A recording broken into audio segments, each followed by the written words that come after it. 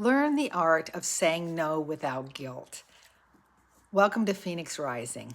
I'm Coach Kathleen. There's a way of saying no while being kind, being polite, but being firm. A lot of times when you say no to someone and they don't like your answer, keep in mind it's because they want to convince you to do what they want you to do. They may not even mean it in a malicious way. They just want what they want, and they have it in their mind that you should do this thing. I've gotten into the practice of never explaining or justifying my no. I'll typically say something like, no, that doesn't work for me, or just no, thank you. I usually avoid saying I'm sorry or apologizing because I don't have to apologize for my boundary. If they ask why, I found a little trick where I turn it back on them. So if they ask why and try to put forth reasons why I should or could do it, as if they have control over my time and my schedule, I'll look at them and smile and say, asked and answered, and give no further explanation.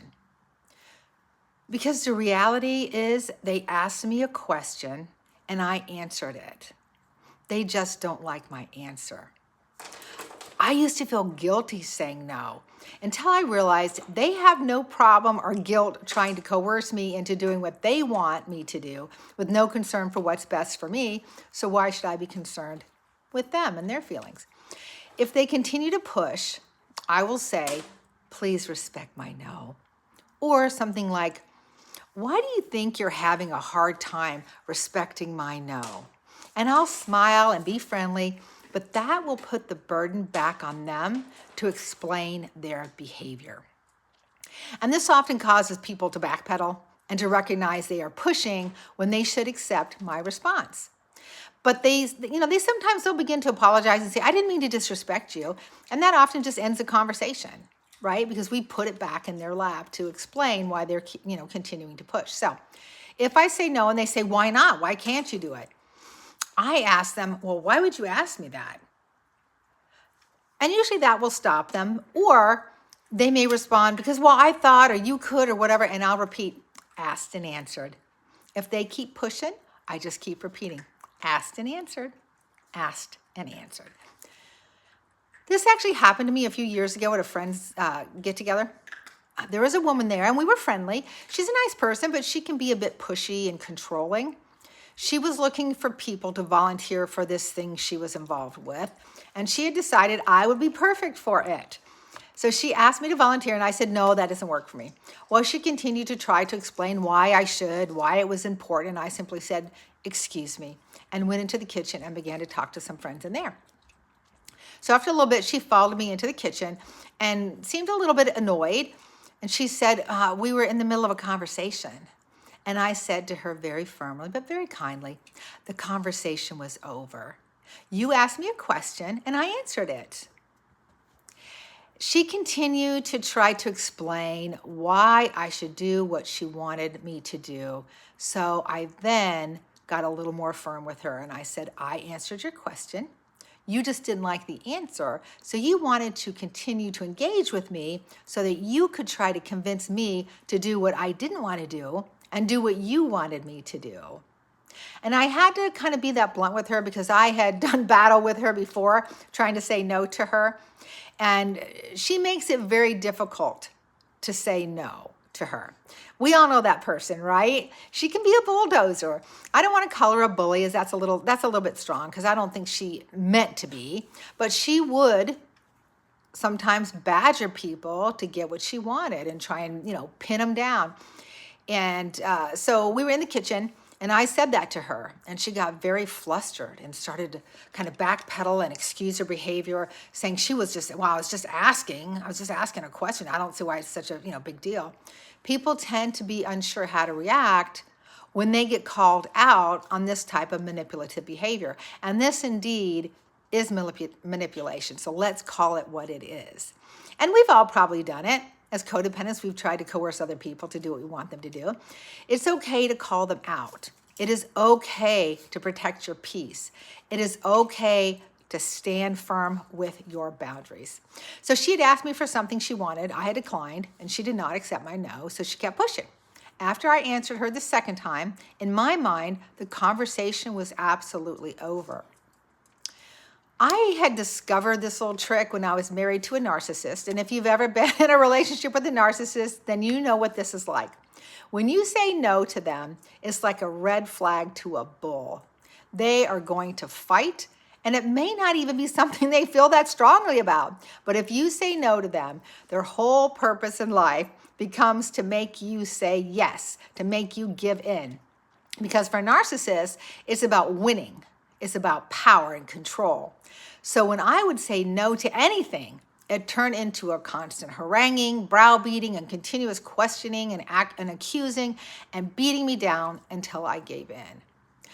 But when I learned this technique, it really helped me, in my own mind, be okay with saying no. And I would say, please respect my no, or asked and answered constantly. I became a broken record saying these two phrases over and over, and I wouldn't say anything else. No excuses, no justifications, no explanations. Because I don't have to justify my no or explain or excuse, because I know my own mind and what I want, and I have a right to take care of myself. For someone to try to control me in that way became very problematic. And I had to learn the art of saying no while being kind and respectful. But at some point, though, I had to stop being kind and become more firm and really stand up for myself. So it can be very difficult, but we must learn how to set boundaries and stick to them.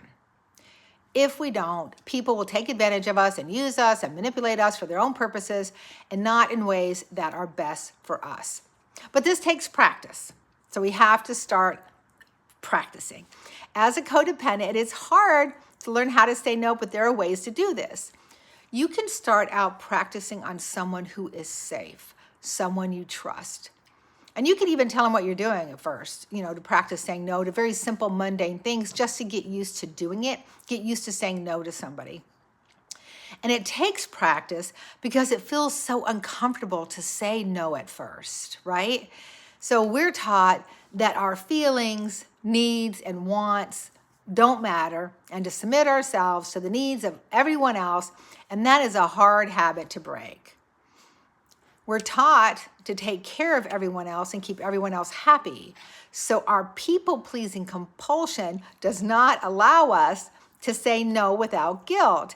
It does not allow us to say no and feel like that is a comfortable, healthy response because we have not been programmed to do that. Learning how to say no is critical in recovery for a codependent person and a chronic people pleaser. So that is something to begin to practice. Start with things that people aren't likely to blow up over or get upset about. Just like I said, simple, mundane, everyday things. And what I've learned is when people would ask me things, I was so afraid of upsetting them or afraid they wouldn't like me or that they'd reject me that I would say yes to everything. Not realizing that in many cases they could care less.